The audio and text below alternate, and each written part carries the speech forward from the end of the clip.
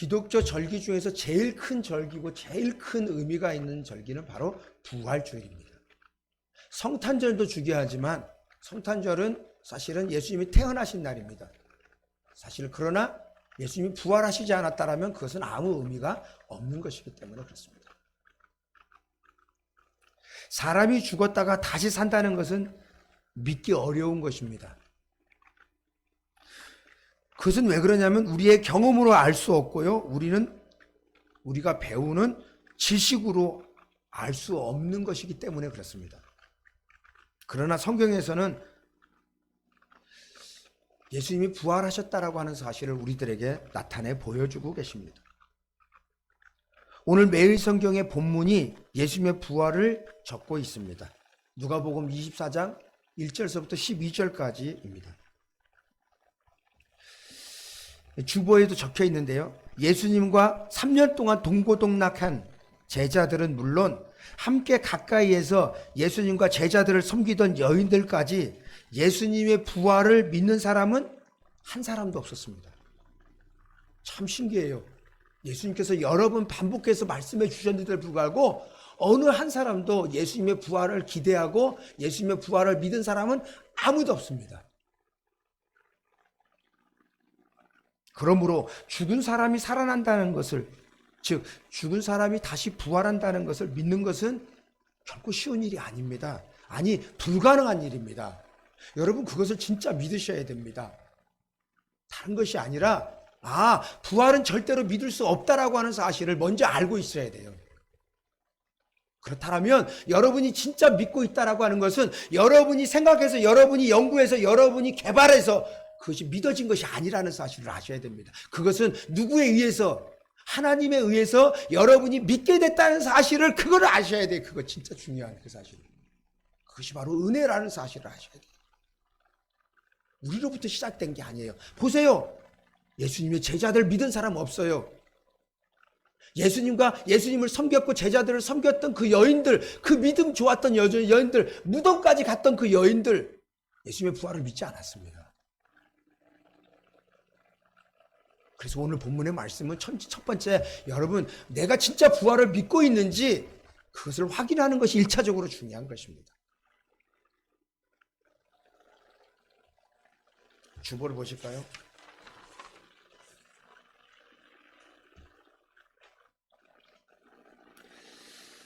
제가 한번 읽어보겠습니다. 잘 들어보세요. 안식구 첫날 새벽에 이 여자들이 그 준비한 향품을 가지고 무덤에 가서 돌이 무덤에서 굴려 옮겨진 것을 보고 들어가니 주 예수의 시체가 보이지 아니하더라. 이로 인하여 근심할 때에 문득 찬란한 옷을 입은 두 사람이 곁에 섰는지라. 여자들이 두려워 얼굴을 땅에 대니 두 사람이 이르되 어찌하여 살아있는 자를 죽은 자 가운데서 찾느냐. 여기 계시지 않고 살아나셨느니라. 여기 계시지 않고 살아나셨느니라. 갈릴리에 계실 때에 너희에게 어떻게 말씀하셨는지를 기억하라. 이르기를 인자가 죄인의 손에 넘겨져 십자가에 못 박히고 제3일에 다시 살아나야 하리라 하셨느니라 한데 그들이 예수의 말씀을 기억하고 무덤에서 돌아가 이 모든 것을 11 사도와 다른 모든 이에게 알리니 사도들은 그들이 말이 허탄한 듯이 들려 믿지 아니하나 라고 말씀하고 있습니다.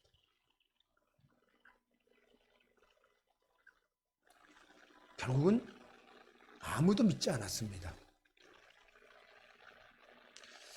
그러니까 엄밀히 얘기하면 믿지 않는 사람이 죽은 자가 가운데서 예수님의 부활했다라고 하는 사실을 믿지 않는 거가 어쩌면 당연한 것이죠. 사실은.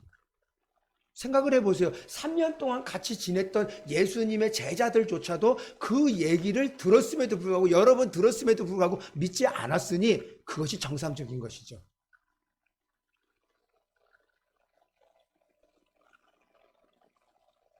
그래서 우리가 부활절을 생각하면서 첫 번째는 뭐냐면, 내가 이 예수님의 부활을 믿었다라고 하면, 그것은 전적인 하나님의 은혜로 가능하게 된 거라고 하는 사실을, 그것을 아는 것이 진짜 중요한 거예요. 그것을 아는 것이.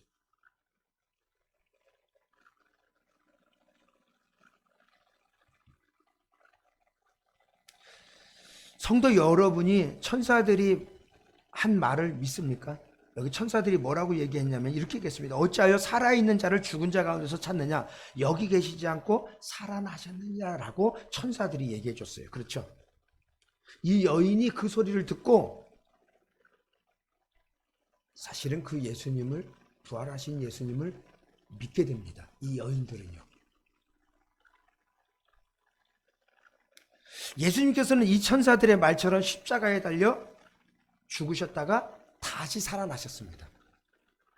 우리가 예수님을 믿는다는 것은 바로 우리를 위하여 십자가에서 죽으신 예수님을 믿는다는 것이며 죽음을 이기시고 다시 살아나신 예수님을 믿는 것입니다. 우리가 예수님을 믿는다는 것은 부활하시고 지금도 살아계신 예수님을 믿는다는 것이고 부활하셔서 지금도 우리와 함께 계신다는 사실을 믿는 것입니다. 여러분, 부활을 믿지 못하면 그 모든 것은 아무것도 아닙니다. 설령 여러분이 예수님이 나를 위해서 죽었다라고 얘기했다 하더라도 부활이 없다 하면 그 모든 것은 다 헛것입니다. 여러분 여기 금방 읽었잖아요. 여기 교동문에서 읽었잖아요. 여러분과 저의 믿음은 다 헛것입니다. 저는 여러분한테 거짓말하는 것이고요. 그러니까 예수님을 믿는다는 것은 예수님이 부활하신 것을 믿는 것입니다.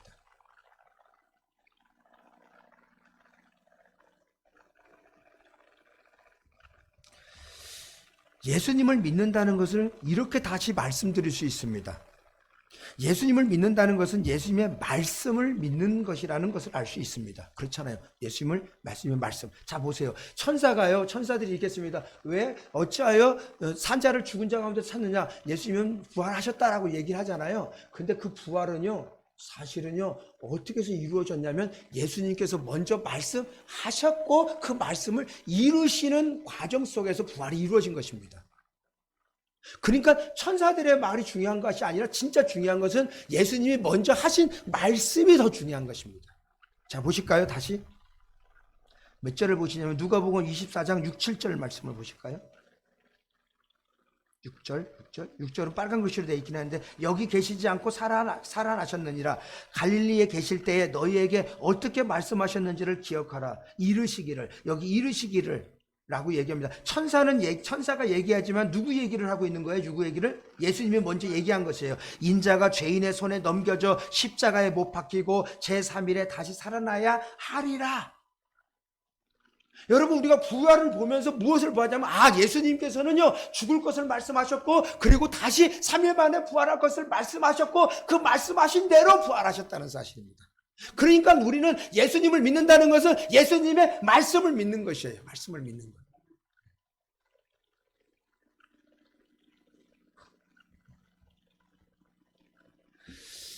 예수님을 믿는다는 것은 예수님을 하나님으로 믿는다는 말입니다. 왜 그러냐면요, 오직 하나님만이 자신이 말한 그 말씀을 이룰 수 있는 유일한 분이시기 때문에 그렇습니다. 사람이요, 왜 사람인지 아십니까? 우리가 입으로 뱉은 것을 다 이룰 수가 없어요. 그러나 예수님은 다릅니다. 왜요? 그분은 왜 다릅니까? 그분은 하나님이시기 때문에 다릅니다. 여러분, 우리보다 뛰어난 어떤 능력자를 믿는 게 아니에요. 예수님은 능력자가 아니에요. 그분은 여러분과 저를 창조하신 창조주 하나님이십니다. 창조주. 이 여인들은요, 부활하신 예수님을 만나러 간 것이 아니라, 자 보세요. 부활하신 예수님을 만나러 간 것이 아니죠. 죽으신 예수님에게 향품을 바르기 위해서 갔던 것입니다. 그러나 전혀 예상치 않은 천사의 말을 듣습니다. 그렇지만 이 여인들은 천사의 말을 듣고 예수님께서 전에 말씀하신 말씀을 기억하고 그리고 제자들에게 예수님께서 부활하셨다는 사실을 전합니다.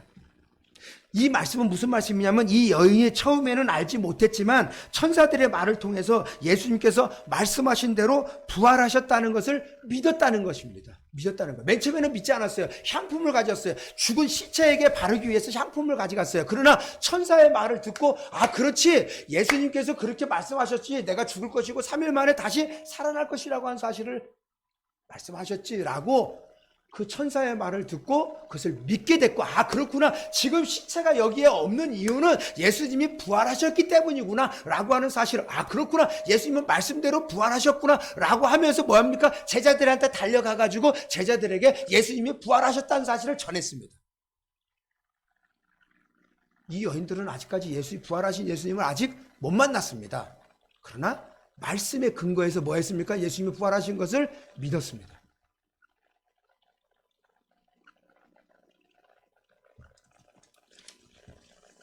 그러나 제자들은 전혀 다릅니다. 제자들은요, 이 여인들이 제자들에게 예수님이 부활하셨다는 사실을 전했음에도 불구하고 이들은 믿지 않았습니다.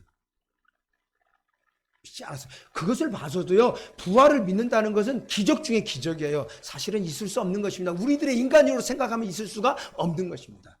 왜 그러냐면 조금이라도 가능성이 있다면 적어도 3년 동안 동고동락했던 예수님의 제자들에게 여인이 부활하신 예수님을 믿고 온 여인들의 말을 듣고 들으면 반드시 어떻게 됩니까? 반응을 보여야 될 텐데 아니요. 자, 말씀을 한번 다시 그 몇 절을 보시냐면 12절을 보세요. 11절. 11절. 사도들은 그들의 말이 허탄한 듯이 들려 믿지 아니하니라. 허탄하다는 말은 무슨 말이냐면요, 알아들을 수 없는 헛소리.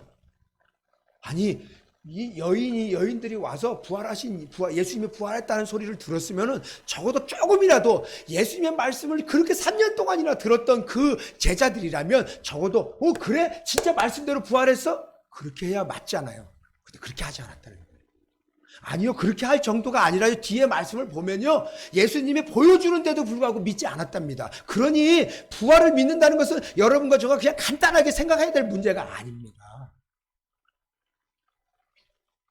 그런데 이렇게 믿을 수 없었던 이 부활을 얘기한다는 것 자체가 뭡니까? 사실은 우리에게 베풀어 주신 은혜가 얼마나 큰지를 반증하고 있는 것입니다.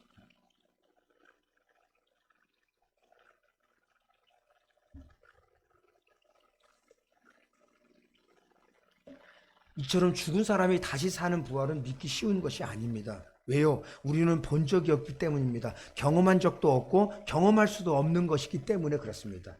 그렇기 때문에 부활을 믿는 것은 거진 불가능한 일입니다.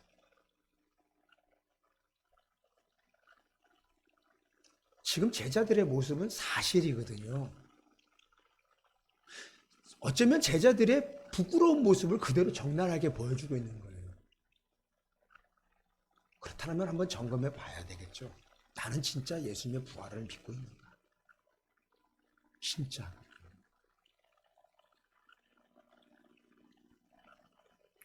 우리는 지금 하나님의 말씀을 대하고 있습니다. 지금 말씀을 대하고 있죠. 지금요. 이 말씀을 통해서 우리는 예수님께서 제자들에게 십자가에서 죽고 제3일에 다시 살아나야 하리라 하신 말씀을 듣습니다.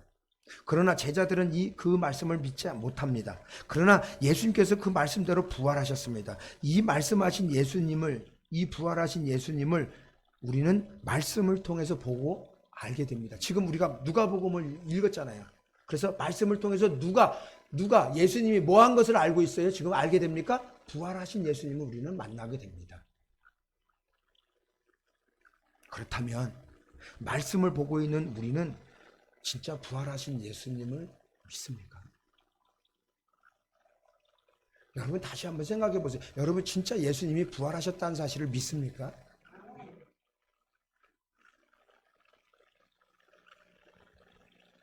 십자가에 죽으셨다가 다시 사신 예수님을 믿으십니까?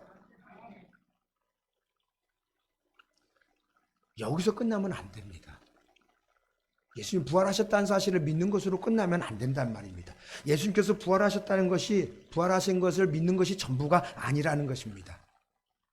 예수님께서 부활하신 것은 참으로 놀라운 일이며 기적 중에 기적이지만 이것이 우리가 믿는 전부라면 사실 그 부활은 우리와 상관이 없으십니다. 무슨 말이냐면 잘 보세요. 예수님의 부활이 믿는 우리들의 부활이 되기 때문에, 예수님이 우리들의 부활이 되지 않는다면, 예수님의 부활이 나와 상관이 없는 분야, 그냥 역사적으로 예수님이 부활하셨다는 사실을 믿고 아는 것으로 끝난다면 그 예수님의 부활이 우리와 무슨 상관이 있습니까? 그러나 예수님의 부활이 곧 나의 부활이 되어지는 부분들이 되어진다라면 그 예수님의 부활은 곧 나에게 엄청난 일입니다. 엄청난 일이에요, 진짜.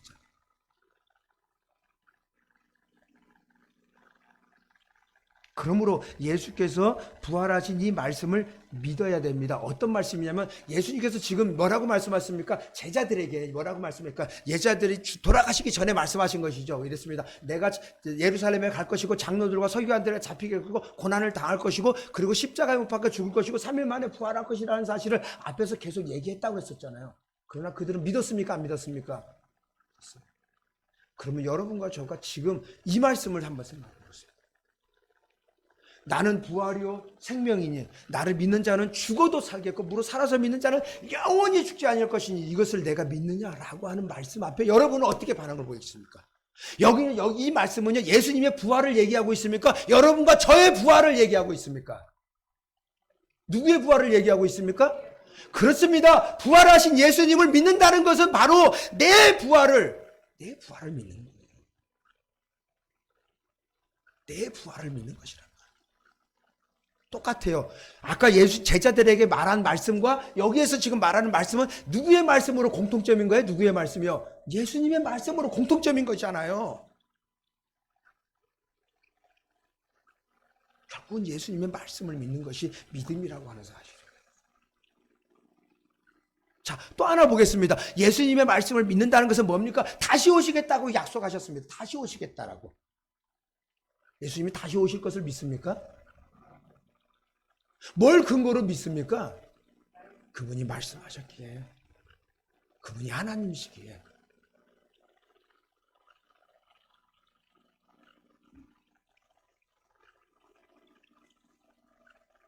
자, 2번. 자, 오늘 말씀을 보면요. 2번하고 4번하고 6번하고 다 우리가 말씀을 외운 말씀입니다. 자, 2번 한번 같이 읽어보겠습니다. 예수께서 이르시되 나는 부활이요 생명이니 나를 믿는 자는 죽어도 살겠고 무릇 살아서 나를 믿는 자는 영원히 죽지 아니하리니 이것을 내가 믿느냐. 3번 또 읽겠습니다. 그러나 이제 그리스도께서 죽은 자 가운데서 다시 살아나사 잠자는 자들의 첫 열매가 되셨느니라. 첫 열매라고 하는 거, 예수님의 부활이 죽은 자 가운데서 다시 살아나는 첫 열매라고 하는 것은 바로 예수 믿는 우리들을 염두에 두고 있는 것이란 말이에요. 우리들도 똑같은 열매. 우리는요 나사로의 열매가 아닙니다. 나사로, 죽었다가 살아난 나사로와 같은 그런 부활을 얘기하는 게 아닙니다. 회당장 야이로의 딸의 부활이 아닙니다. 나인성 과부의 아들의 부활이 아닙니다. 그들은요 부활했다가 다시 죽었습니다. 여러분과 저는 누구의 열매입니까? 누구의 열매와 똑같아요? 예수 그리스도의 부활의 열매와 똑같아요. 그래서 우리가 영원히 사는 거야, 이 말씀처럼.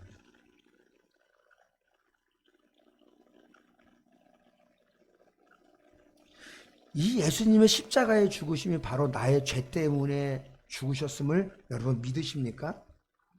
이 예수님의 부활이 바로 나의 부활이며 나에게 영생을 위한 부활임을 여러분 믿으십니까? 우리의 믿음은 예수님의 말씀에 근거해야 됩니다. 그러므로 다시 예수님을 우리가 믿고 바라보는 삶은 너무나도 당연한 것이죠.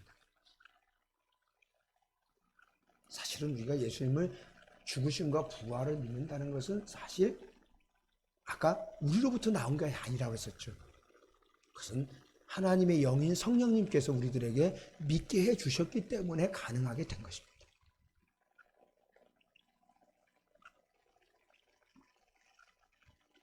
그러므로 여러분이 분명히 예수님을 믿는다고 얘기했으므로, 그러므로 예수님을 믿는 믿음의 사람들은 바로 코앞만 내다보며 살아가는 사람들이 아닙니다. 코앞만 바라보며 살아가는 게 아니라 우리는 영생을 바라보면서 살아가는 삶이에요. 이것이 매우 중요합니다. 부활의 의미가 뭐냐면 단순히 사실은 예수님이 부활했다라고 하는 것을 믿는 게 아니라 그 부활하신 주님이 지금도 살아계시고 나와 함께 계시고 내 현장 속에 여전히 부활하신 주님께서 함께 하신다는 사실이에요. 그것을 믿고 살아가는 것이 중요한 것입니다.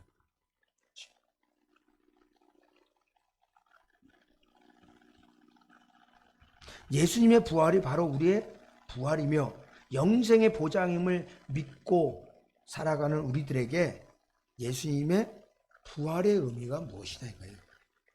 우리가 예수님의 부활을 믿습니다. 그러나 오늘 우리가 힘들고 좌절되고 절망할 수밖에 없는 이런 상황 속에서 예수님의 부활의 의미가 무슨 의미가 있느냐 이거죠. 오늘 본문의 말씀을 보면서 한번 생각해 보도록 하겠습니다. 오늘 본문의 말씀에 14절을 보실까요? 14절 1절을 보시면 첫 번째는 뭐냐면 예수님의 부활. 예수님의 부활의 의미는 예수님의 부활은 예수님을 믿는 모든 성도들의 부활이라고 하는 것입니다. 14절 보실까요? 주 예수를 다시 살리신 이가 예수와 함께 우리도 다시 살리사 너희와 함께 그 앞에 서게 하실 줄을 아노라. 여기 보시면요. 주 예수를 다시 살리신 이가 누굴까요? 하나님이시죠. 하나님께서 우리와 함께 누구도 살려요. 예수와 함께 누구도 살리는 거예요? 우리도. 여기서 우리는 누굽니까? 예수님을 믿는 자가 아닙니다. 예수님을 믿는 자가 아니라 그것은 맞는 말이기도 하지만요. 예수님을 믿는 자가 아니라 복음을 고린도 교회 성도들에게 복음을 전하는 사도 바울의 일행을 얘기하는 것이죠.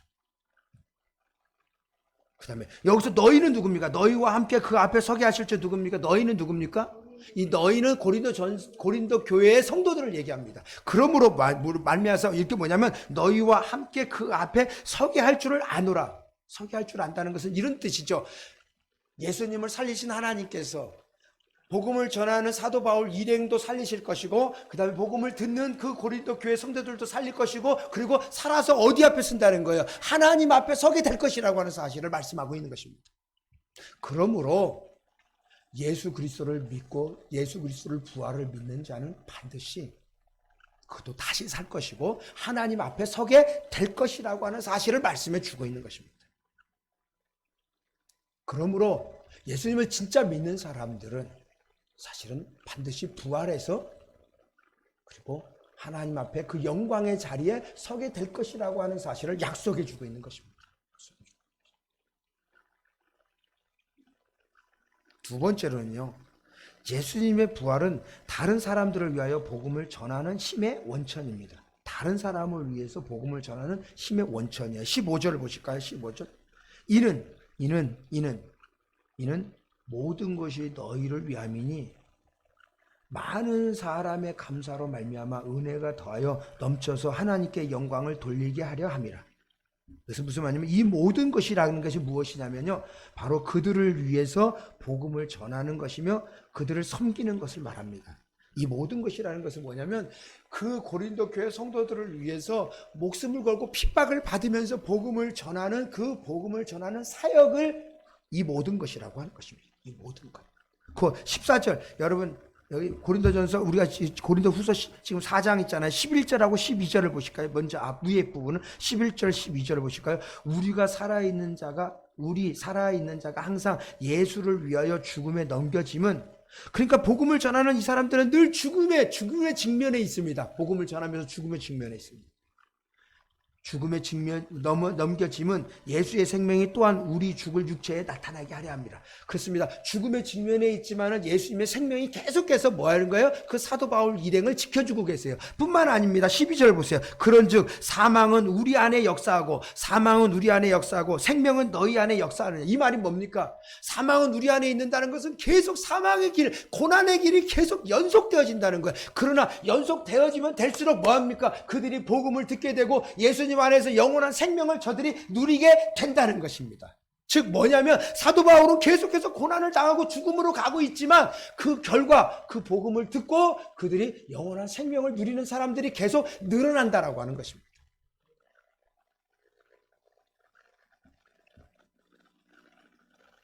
이들에게 복음을 전하기 위하여 죽을 고비를 수없이 넘기면서까지 멈추지 않고 계속해서 복음을 전하는 이유는 이 복음을 듣고 하나님의 은혜를 경험하고 진정 하나님께 속하여서 하나님께 영광을 돌리는 삶을 살게 하기 위해서 계속 그 일들이 진행된다는 사실입니다. 언제 죽을지 모르지만 그럼에도 불구하고 예수님의 부활을 믿고 예수님의 부활을 전함으로 하나님께 영광을 돌리는 사람들을 보기 위하여 복음을 전하는 것이라는 것입니다. 여기 보시면 아까 15절 말씀을 보면 감사가 나옵니다. 많은 사람의 감사, 그리고 은혜가 나옵니다. 그리고 하나님께 영광을 돌리는 것이 나옵니다. 그래서 이렇게 순서가 어떻게 되냐면 하나님의 은혜를 입어요. 복음을 듣고 하나님의 은혜를 입어요. 그리고 그들이 감사하게 돼요. 그리고 감사하는 것으로 끝나지 않고 하나님의 영광을 위해서 살아가는 삶을 계속 살아가게 된다는 거예요. 뭘 통해서요? 사도 바울의 복음을 통해서. 복음을 전하면 뭐가 반드시 따른다고요? 고난이 따라요. 죽음에 직면하는 일을 따른다는 거죠.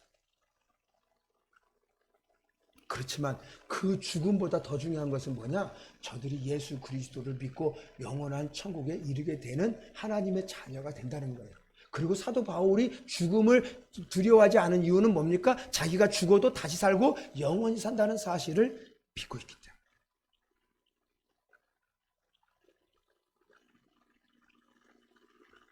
이 말씀도 있죠. 이따가 외울 사람들이 나올 텐데요. 4번 보실까요? 4번. 외우는 분들은 보지 않고 외워도 됩니다. 시작. 내가 달려갈 길과 주 예수께 받은 사명 곧 하나님의 은혜의 복음을 증언하는 일을 마치려 하면은 나의 생명조차 조금도 귀한 것으로 여기지 아니하노라. 여기 보세요. 하나님의 은혜의 복음을 증거하는 일에 자기 목숨보다 그것을 훨씬 더 소중하게 여기는 거예요. 왜 소중하게 여깁니까? 자기의 목숨은 죽어도 뭐예요? 죽어도 다시 살고 영원히 사는데 그들이 복음을 들어주지 않으면요 영원히 멸망을 당해요. 그러나 내가 죽는 한이 있더라도 복음이 전해지면 그들이 뭐를 한다는 거예요? 영원한 생명, 영원한 은혜를 얻을 수가 있기 때문에. 사도 바울은 복음의 가치를 알고 있습니다. 자기 생명보다 더 소중한 복음의 가치를.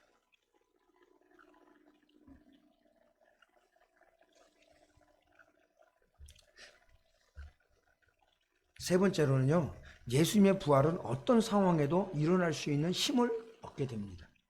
예수님의 부활은 어떤 상황 속에, 우리가 예수님의 부활을 믿는다면 어떤 상황 속에서도 우리는 다시 예수님의 부활하신 것처럼 우리는 힘을 얻게 된다는 것입니다. 예수님을 믿는 우리에게도 여전히 우리의 삶 가운데 여러 어려움과 좌절과 절망에 빠질 수밖에 없는 상황을 만나기도 합니다.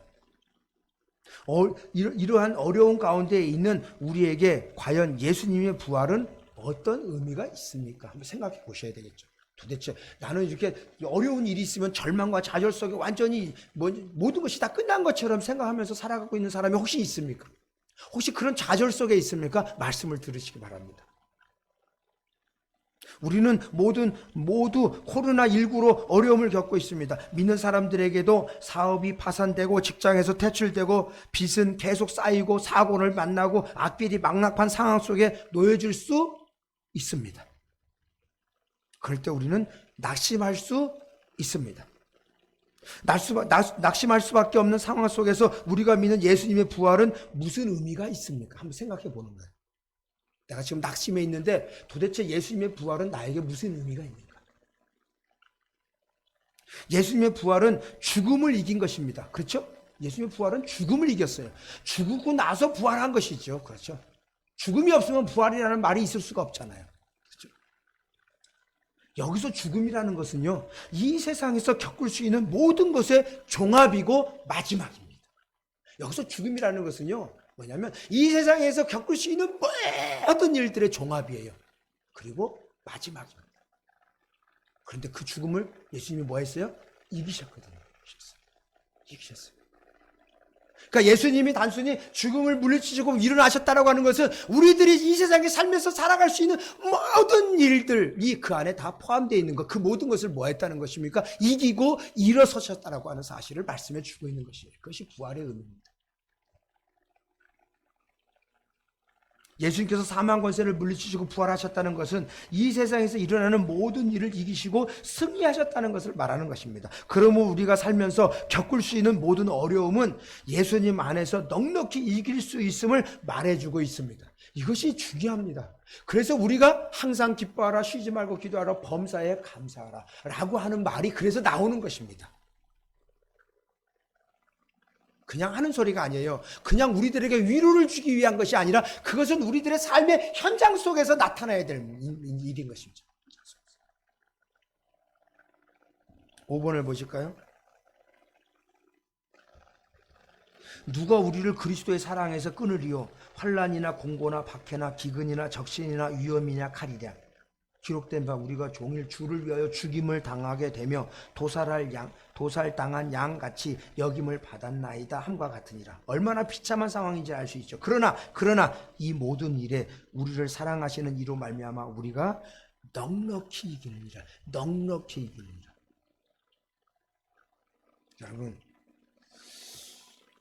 진짜 그래서 믿음이 필요한 것입니다.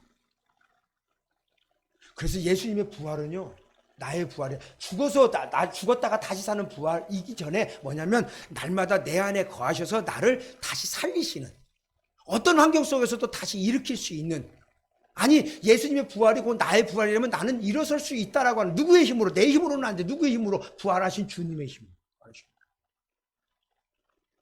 그래서 우리들의 삶의 현장 속에서 부활하신 주님들이 나타나야 되는 것이죠. 확인돼야 되는 거죠.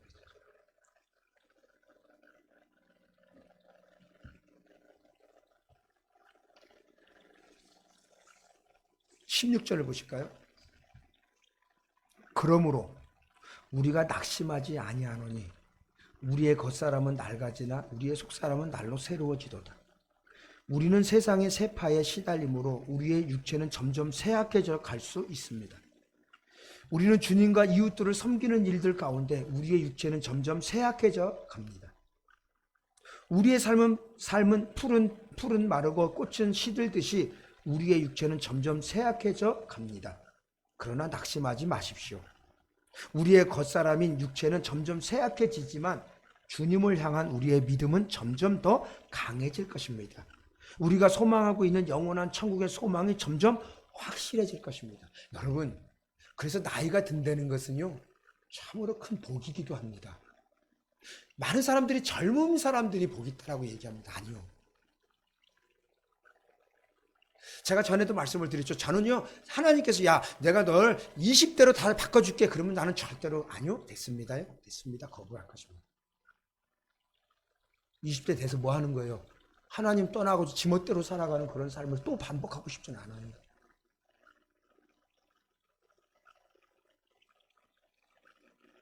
그렇습니다. 저도요, 다리가 아프고 손가락도 아프고 여기저기 아파지는 데가 계속 많아요. 그런데 하물며 나이 많이 드신 분들 얼마나 아프시겠습니까? 그러나 여러분, 이 땅에서는요, 진짜 여러분과 제가 맛봐야 될 소망이 없어요. 없어요.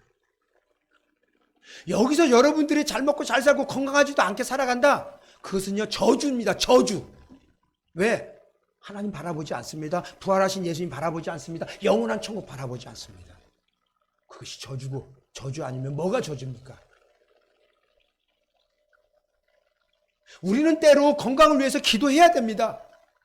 그러나 놓여져 있는 상황을 그대로 받아들이면서 그 자리에서도 하나님의 은혜를 생각하면서 감사할 줄 아는 것, 그것은 진짜 우리들에게 필요한 믿음입니다.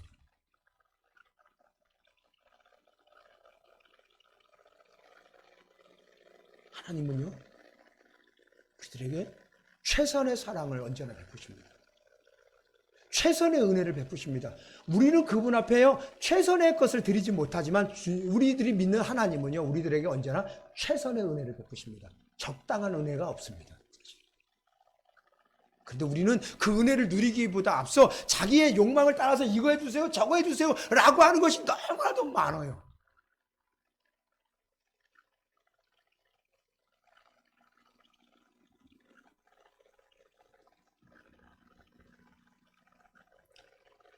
주님을 섬기는 삶이 더 강해지면 강해질수록 고난이 더 많아질 수 있습니다. 환난이 더 커질 수 있습니다. 그러나 낙심하지 마십시오. 우리는 이 세상의 끝이 아니라는 것을 알고 살아가는 사람들이며 영원한 생명을 알고 확신하며 살아가는 사람들이기 때문에 그렇습니다. 좀 아멘 좀 하십시오. 이 소중한 말씀 앞에. 그렇지 않습니까? 여러분, 그렇지 않는지 나는 진짜 의심스러워요. 그럴 때마다 설교를 할 때 뭐가 중요한지를 잘. 도대체 그렇지 않습니까?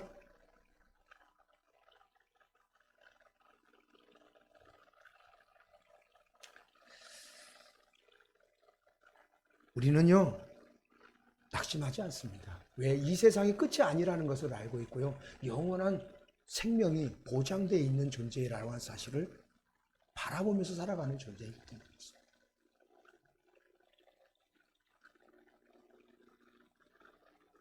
만약에 이것이 없다라면 우리는 이 세상에 살아가면서 좌절할 수밖에 없습니다. 그렇다면 예수 믿는 것과 하나 믿지 않는 사람하고 하나님 다를 바가 없습니다. 여러분, 그런 생각이 안 드십니까? 내가 지금 좌절하고 있는 이 상태 속에서 어쩔 때는 화가 나지 않습니까? 내가 왜 그러지? 나는 하나님의 자녀인데, 나는 하나님의 아들이고 하나님의 딸인데, 나는 하나님의 사랑을 받고 있는데, 나는 영원한 천국이 보장되어 있는 존재인데 내가 왜 이러고 있는 것이지? 라고 하는 생각 들지 않습니까? 그런 생각이 드셔야 됩니다. 우리는 그 자리에 머물러 있는 존재가 아닙니다. 그래서 항상 기뻐하라고 얘기하고 있고 범사에 감사하라고 말씀하고 있습니다. 그런데 그 두 가지가 있을 수 있는 것은 항상 기도할 때만 가능하게 되는 것입니다. 만약에 여러분들이 그 좌절 속에 머물러 있다라면 여러분은 지금 제대로 된 믿음을 가지고 있지 못하는 것입니다. 여러분에게 강압하는 게 아닙니다. 실제로 성경은 그렇게 우리들에게 계속해서 반복해서 말씀해 주고 있기 때문에 그렇습니다. 일어서셔야 됩니다. 주님 바라보셔야 됩니다. 왜? 그분이 뭐 하셨는데? 그분이 사망 권세를 물리치시고 부활하셨기 때문에 그렇습니다. 부활하셨기 때문에. 그분의 승리가 여러분과 저의 승리이기 때문에 그렇습니다.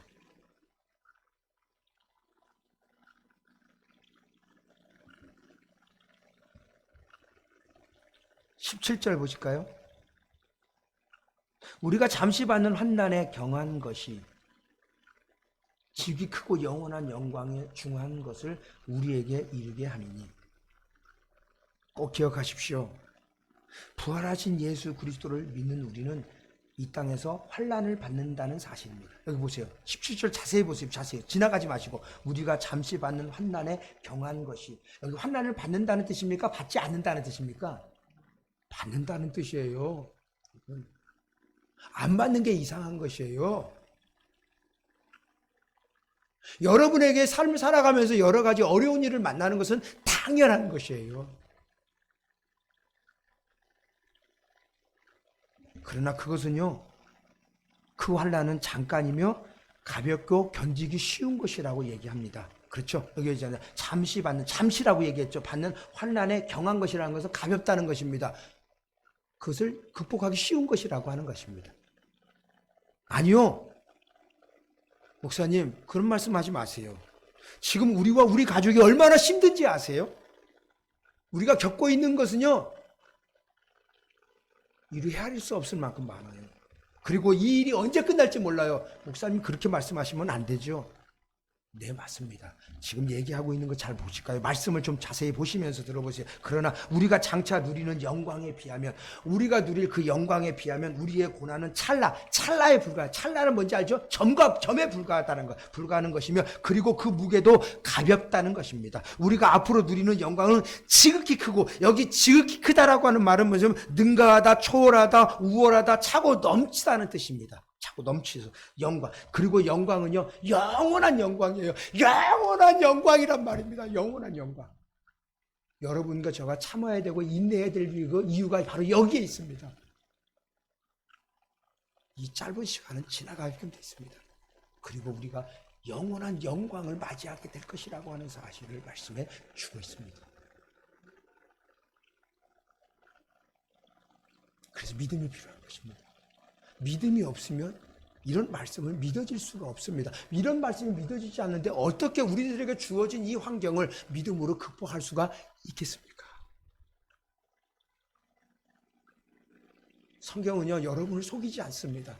여러분의 인생을요, 바꾸지 않습니다. 있는 그대로를 말씀하고 있습니다.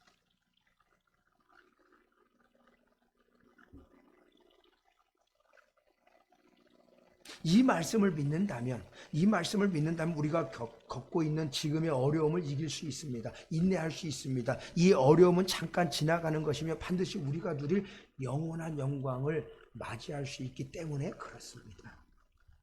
이것이 부활의 소망을 갖고 살아가는 우리에게 반드시 주어질 영원한 소망입니다.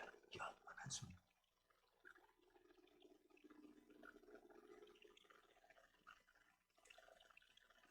6번을 보실까요? 우리 6번도 외웠는데 오늘 말씀이잖아요. 6번이 말씀. 저번 주의 말씀이네요. 저번 주의 말씀 그렇죠? 한번 같이 읽어볼까요? 자녀이면 또한 상속자 곧 하나님의 상속자요 그리스도와 함께한 상속자니 우리가 그와 함께 영광을 받기 위하여 고난도 함께 받아야 할 것입니다. 생각하건대 현재의 고난은 장차 우리에게 나타날 영광과 비교할 수 없도다. 우리가 당하는 고난 여기서도 고난을 얘기하고 있습니다. 우리가 고난을 받아야 되는 거예요. 당연한 거예요. 그것을 바꿔달라고 기도하면 안 되는 거예요. 쓸데없는 것을 우리들에게 주시지 않는 하나님이 있어요. 쓸데없는 것을.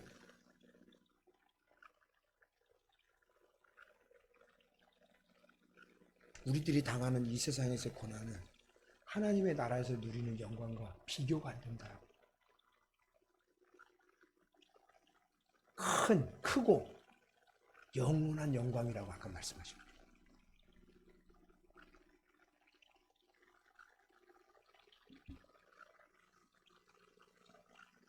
18절 보세요. 18절.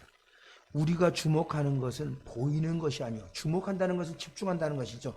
주목하는 것은 보이는 것이 아니요 보이지 않는 것이니 보이는 것은 잠깐이요 보이지 않는 것은 영원함이니라. 부활의 주님을 만난 사람들은 보이는 것을 따라 살아가는 사람이 아닙니다. 보이는 것. 여러분이 지금 보고 있는 그 모든 것은 잠깐 있다가 없어지는 것입니다.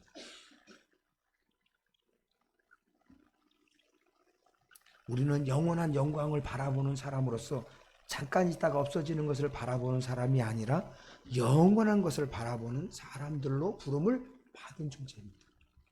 그 영원한 것을 바라볼 수 있는 것은 우리들의 눈을 열어주셨기 때문에 가능한 게 된 것이죠. 오늘 본문의 말씀을 결론을 5장 1절로 한번 해보겠습니다. 5장 1절. 한번 같이 읽어볼까요? 5장 1절. 오늘 본문의 5장 1절이죠. 시작. 만일 땅에 있는 우리의 장막집이 무너지면 하나님께서 지으신 집 곧 손으로 지은 것이 아니요 하늘에 있는 영원한 집이 우리에게 있는 줄 아느니라. 여기 장막집, 우리들의 장막집, 여기서 장막집은 우리들의 육체를 얘기하는 것입니다. 육체. 이것은 다 무너지게끔 돼 있습니다. 이런 거 무너진다고 너무 걱정하지 마십시오. 무너지게끔 돼 있어요. 근데 여기에 하늘에 있는 영원한 집을 다시 얻게 되는 영원한 천국을 얘기하는 게 아니라 우리가 하나님의 나라에서 영원한 육체를 다시 입는다는 것입니다. 영원한 육체를 다시 입는. 그것은 누가 지어준 것이에요? 누가요? 누가 지어준 거예요? 하나님께서 지으신 집이라 이 육체라는 것입니다.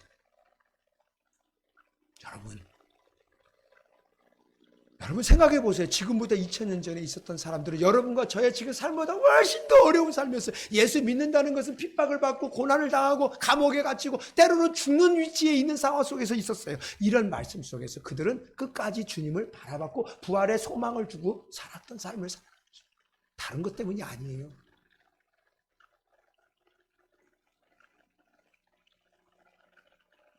그러므로 지금 연약한 육체를 갖고 우리는 살아갑니다. 그러나 영원한 육체를 얻을 것을 확신하며 살아가는 존재로 불러주셨습니다.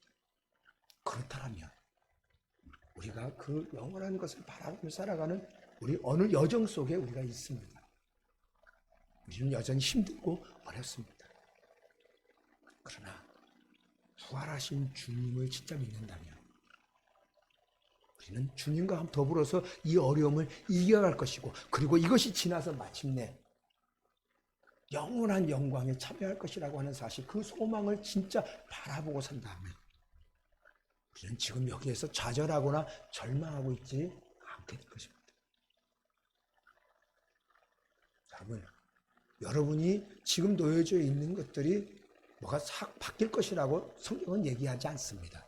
그러나 여러분은 능히 넉넉히 예수님의 부활하신 예수님으로 말미암아 그 지금 놓여져 있는 상황을 넉넉히 이길 수 있다라고 하는 사실을 분명히 우리들에게 가르쳐주고 있습니다. 그리고 이것이 전부가 아니라 이것은 잠깐 지나가는 것이고 영원한 영광의 자리에 여러분들이 반드시 들어갈 것을 약속하고 있습니다. 그 약속을 붙잡고 살아가시는 여러분과 저가 될 수 있기를 주님의 이름으로 축원을 드립니다. 하나님 아버지 감사합니다. 주님, 저희들에게 영원한 천국의 삶을 살아가게 하기 위해서 하나님의 아들 예수님이 이 땅에 오시고 십자가에 못 박혀 죽으시고 약속대로 부활하셨습니다. 그런데 그 부활하신 예수님을 저희들에게 믿게 하셨습니다. 예수님의 죽으심은 나의 죄 때문이며 예수님의 부활은 영원한 생명을 주기 위함이라고 하는 사실을 알게 해주셨습니다. 주님, 그 놀라우신 은혜를 저희들에게 누리게 하셨사오니 지금 주어진 삶을 그 은혜로 이겨나갈 수 있도록, 부활하신 주님, 승리하신 주님을 의지함으로 이겨나갈 수 있도록 하나님 은혜를 베풀어 주시옵소서. 예수님의 이름으로 기도드리옵나이다. 아멘.